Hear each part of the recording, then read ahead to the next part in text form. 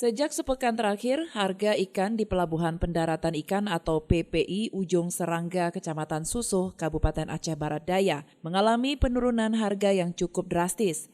Turunnya harga ikan lantaran pasokan ikan dari hasil tangkapan para nelayan melimpah. Saat ini, harga ikan sisik dijual seharga Rp30.000 per kilo, di mana sebelumnya seharga Rp40.000 per kilonya.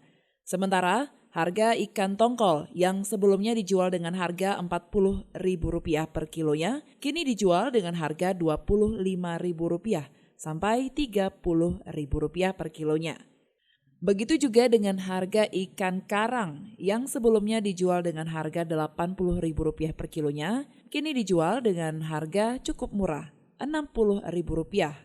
Sedangkan harga ikan dencis saat ini masih dijual dengan harga normal, yakni seharga Rp75.000 per keranjang. Salah seorang nelayan, Samsul Aidar, mengatakan, harga ikan saat ini menurun dari harga biasanya.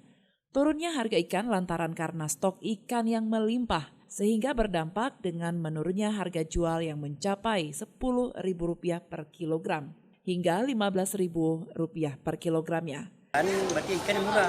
Kalau ikannya kurang itu mencapai 35 sampai 40. Nah, karena di sini kalau pembongkaran terlalu banyak, itu contohnya udah ada berapa biji bongkar, itu harga ikan turun karena ikan banyak.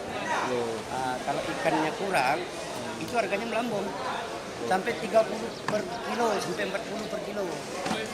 Karena TPI Ujung Serangga ini ramai orang yang beli dari Nagan Raya, Alubili, Dapat Tua, Labuan Haji, pokoknya dari seluruh pedagang ikan kemari berkumpul ya.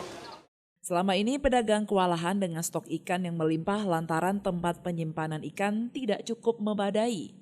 Para pedagang maupun nelayan berharap kepada pemerintah Aceh Barat Daya untuk bisa memberikan bantuan berupa tempat penyimpanan ikan, agar nantinya ikan bisa disimpan terlebih dahulu sebelum dijual atau dikirim ke luar daerah. Dari Aceh Barat Daya, Aurian Saputra melaporkan untuk Puja TV Aceh.